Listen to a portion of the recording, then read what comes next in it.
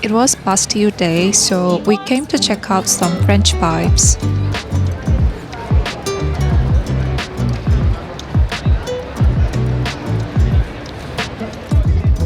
The streets were packed with people. Plus, it was such a pet-friendly event. Most of the French food vendors were serving small bites and pastries. Every vendor had a huge line, and we were not patient enough to wait.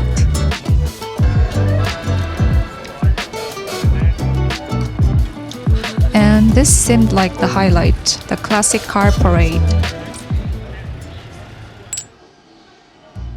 Then we stopped by a French restaurant on the street for a late lunch. The restaurant was right by the fair, but surprisingly, it was pretty empty.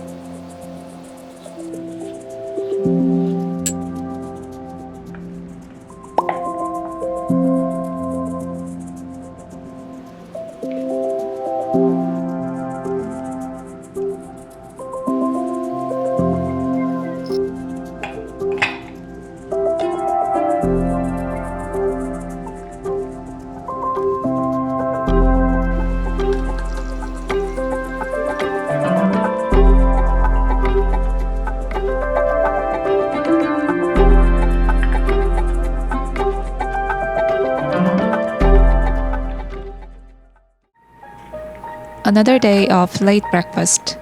I use this egg ring because it's cute, it always leaks.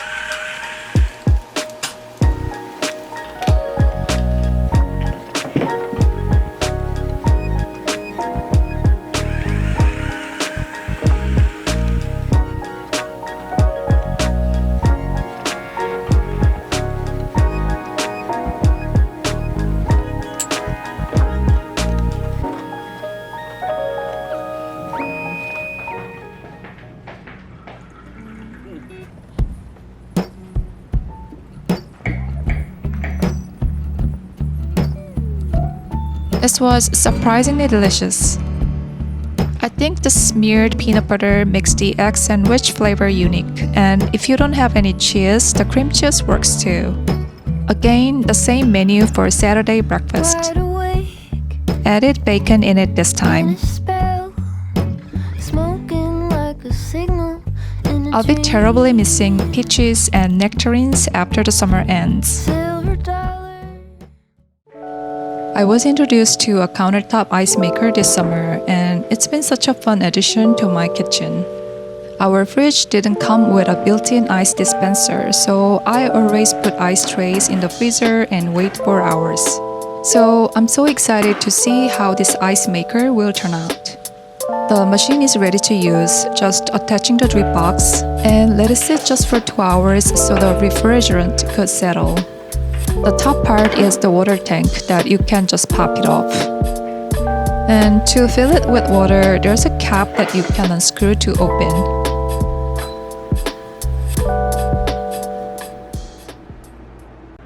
Once I got the hang of it, I can easily get fresh ice whenever I'm hanging out in the kitchen. It's a simple manual, and operating the unit is very intuitive.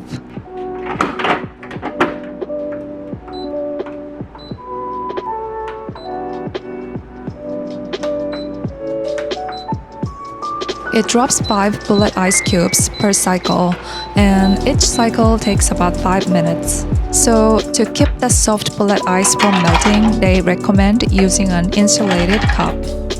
Plus, it automatically shuts off as soon as the cycle is finished. Now I want to test the ice with different drinks. If you're all about drink aesthetics like me, that soft bullet ice adds such a clean, satisfying texture to every glass. Because of the bullet shape, the drinks get icy cold instantly. But the best part of this machine is you can make flavored ice in a few minutes. Just seeing this bright orange ice instantly made boosted my mood. I've been wanting to try making an espresso tonic, so I finally made one right at home.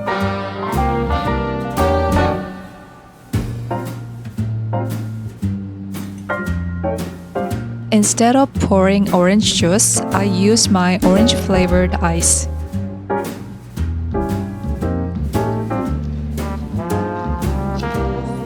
I squeezed an orange peel on top to add the aroma and use it as a garnish. The orange ice melted and subtly infused the drink.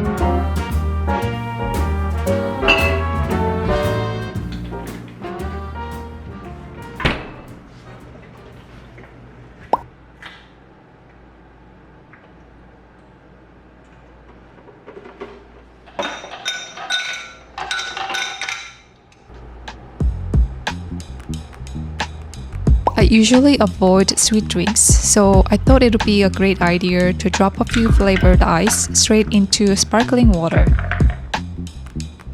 It literally looks like cherry blossoms floating in a glass. While this ice is amazing for cocktails, today I'm using it to make a non-alcoholic drink.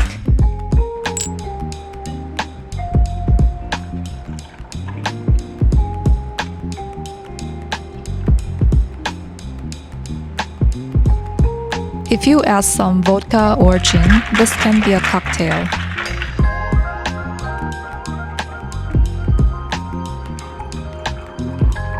I felt like needing some fizz in it, so I added club soda, but you can top with Prosecco here. I wish this drink is less yellowy so that the pink ice shows up more clearly. The ice had this soft, slushy texture that added such a fun, unexpected feel to every sip. If you're looking for an instant way to make custom flavored ice, you can check out this ice maker.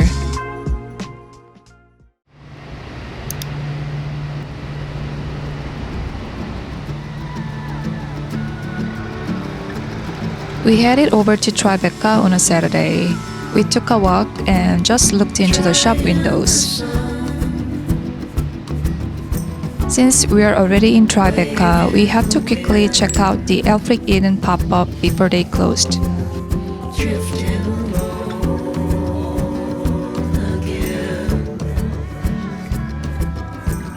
My husband picked up some clothes here and I was just browsing.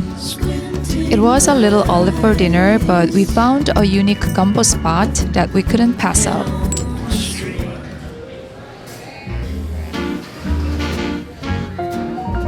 They serve authentic Cajun and Creole food, which is so hard to come by around here. That's a special pot they put together the gumbo before serving.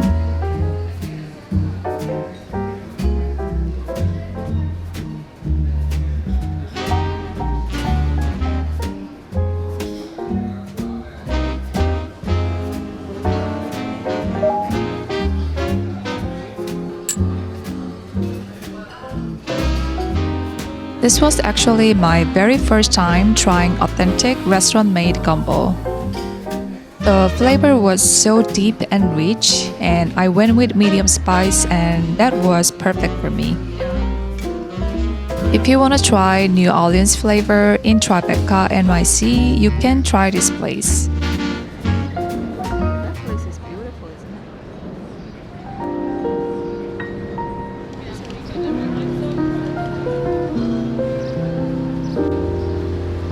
And we took a slow walk toward Soho to let everything digest. It was the weekend when the World Cup was still on, so the bars were packed.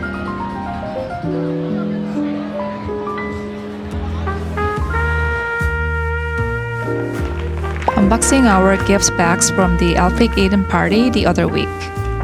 Ever since I got my haircut, I've been more interested in wearing bowl caps.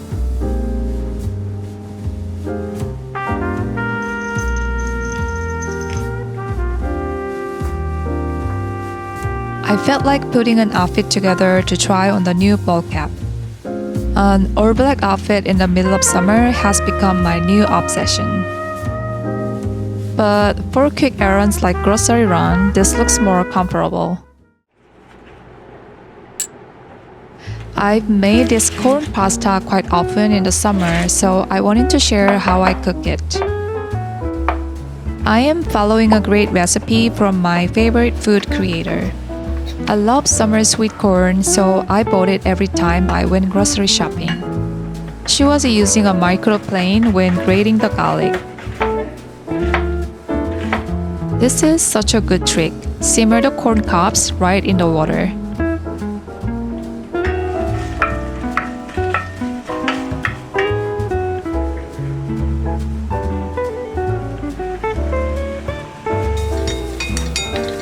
The corn cob water was so sweet and fragrant, it was such a smart idea.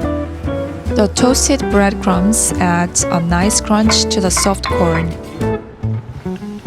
I love mushrooms and they add so much flavor. Blend most of the sautéed corn, but save about a quarter for texture. Remove the corn cobs, then cook the pasta in the same water. Simmer the blended corn sauce and stirring in the grated Parmesan cheese. Finally add in the cooked pasta. Then topping it off with a beautiful garnish. This is so easy, fresh, and almost fully plant-based. Give it a try while sweet corn is in season.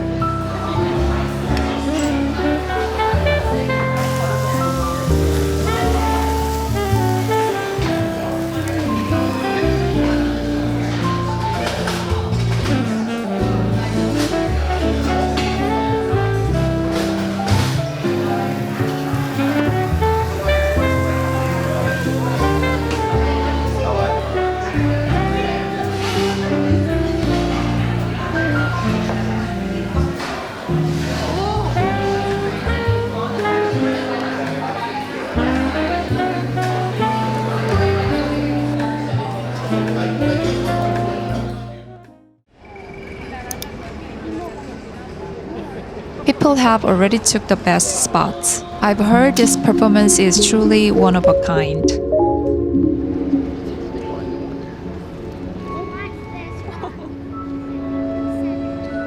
I loved how they used the entire venue for their performance.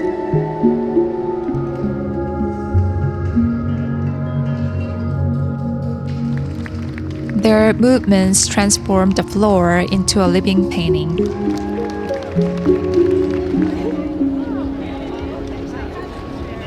These summer programs were nearly free.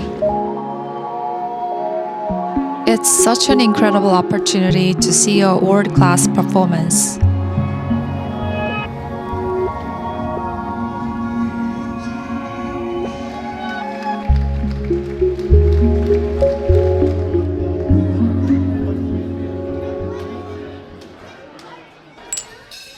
For the first time ever, we got the best seat at a restaurant we visit all the time.